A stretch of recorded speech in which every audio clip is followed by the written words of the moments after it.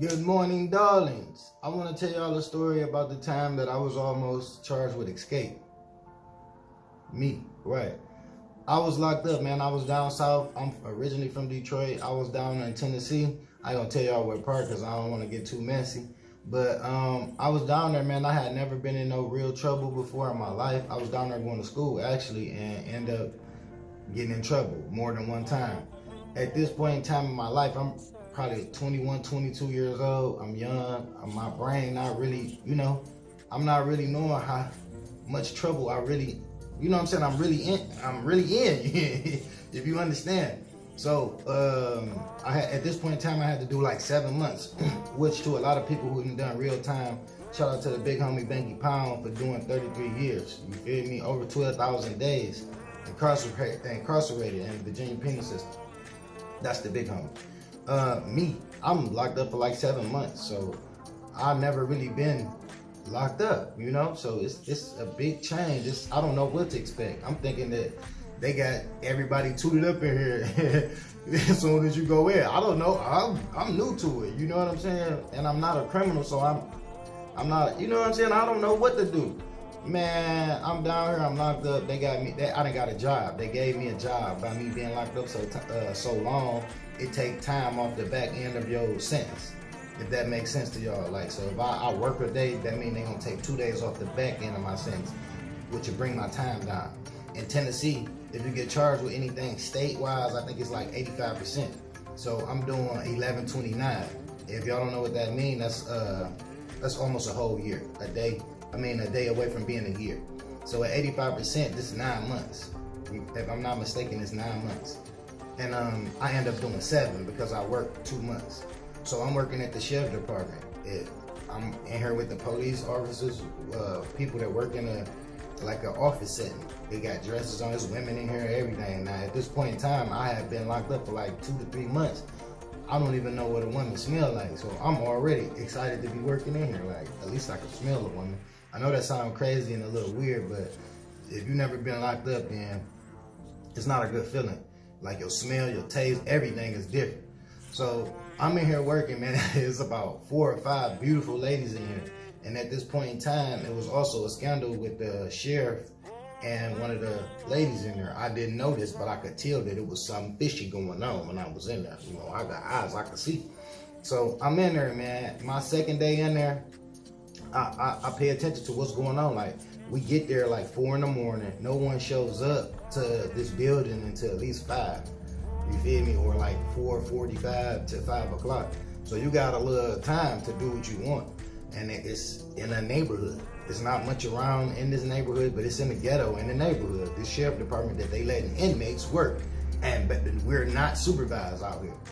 So the second day, the first day I see what's going on. The second day I see how it's playing. I'm like, oh yeah, I'm gonna have my wife come up here.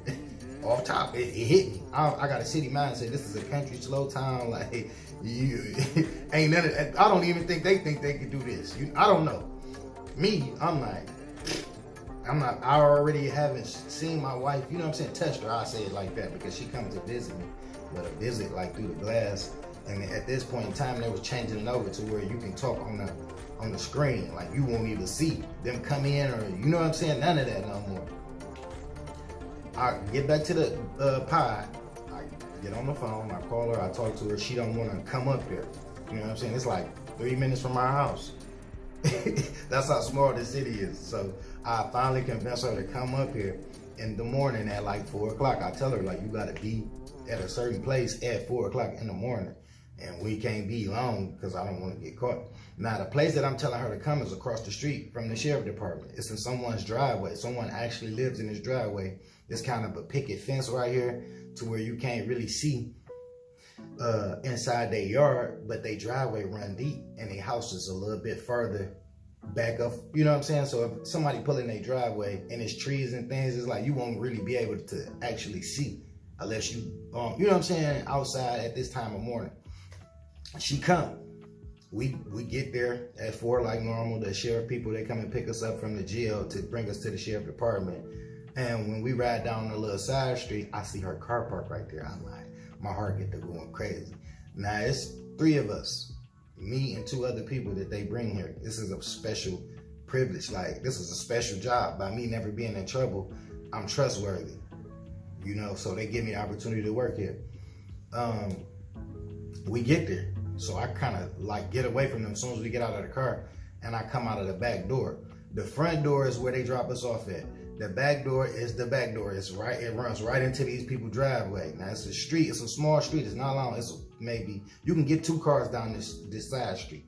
So once I cross the side street out the back door, I'm in these people's driveway, the sidewalk and then they driveway. I go out the back door. They start doing what they normally do, and I walk out the back door as if I'm taking out the trash. You know what I mean? I get out there, I put the trash down, and I go on over there. It's a camera right here. It can see me. So once I get over to this driveway, I go on and get in the back seat of the car. She already in the back seat. Man, it's 30 seconds. Make it make sense in your head. It took me 30 seconds.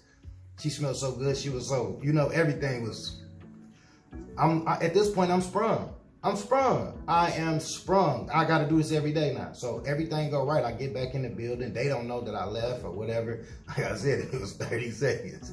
So once I get back in the building and I start cleaning up, basically I could smell, you know what I'm saying? The smell is everything. It's priceless. It's priceless. Now I just broke all kind of laws and everything. And I'm working at this place for like probably 2 months out of a 7-month sentence. I was locked up 2 months. The next 2 months, I worked there at the whole 2 months. Twice a week she would come. I was trying to get her to come here every day, but she was scared. She like, we gonna get caught. But by you being deprived and taken away from real life, you know what I'm saying? Life and things that's, you know what I mean? It's like, man, you don't care. Your mental is crazy. It's like, all I'm thinking about all day is her. I get back to the pod. The first day that she come and everything was a success. They drop us off. No one said nothing. Everything was good. I get back in the pod. I don't even want to take a shower. I just want to smell it all day. You feel me? Until the next time she can come.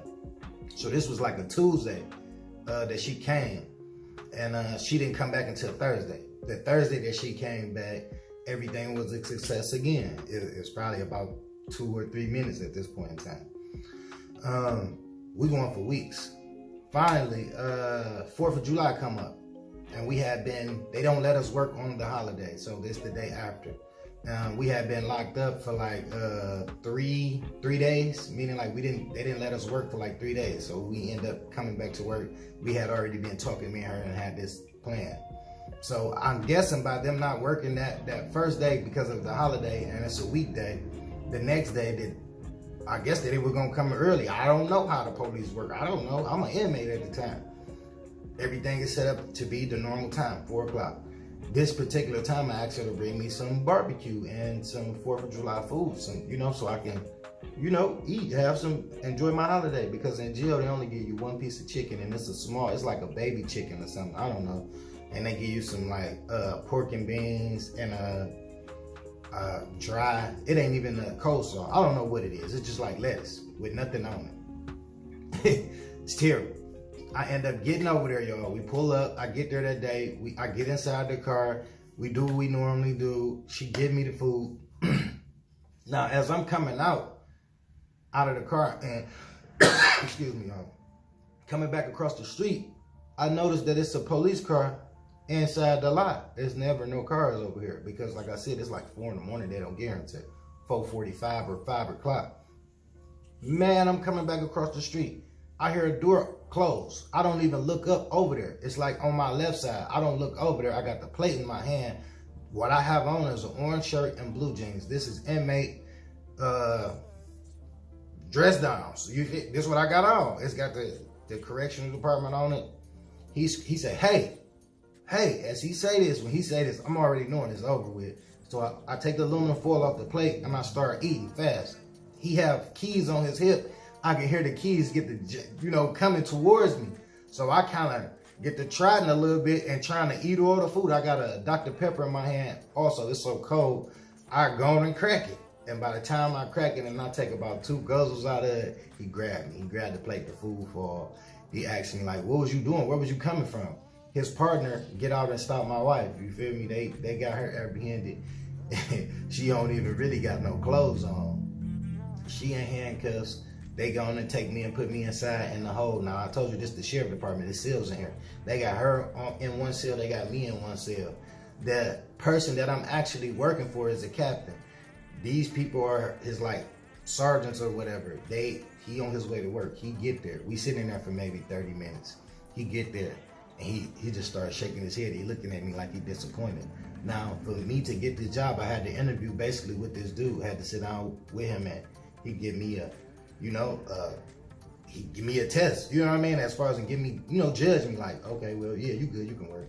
And as I was working here for this time, you know what I mean? I was a good worker because I was having my way. You were able also to drink coffee, which you don't get coffee in jail. You could see ESPN, sports and stuff. So it was kind of my thing, and I had, plus my wife got me, so this is really my thing. He explained the severity of what had happened to me. Like, hey, look, when you leave off this premise, that's escape. It was like, by her coming up here and dealing with you like that, that's also a charge, a felony. Both of these charges are felonies. And I'm charging her and I'm charging you. They're getting the paperwork ready right now. My heart dropped.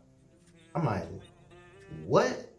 He like, yeah, that's an escape charge. You only got, I looked at your paperwork, you only got 1129. Like, you a few months into it. He was like, this is an additional 2 years. I'm like, 2 years?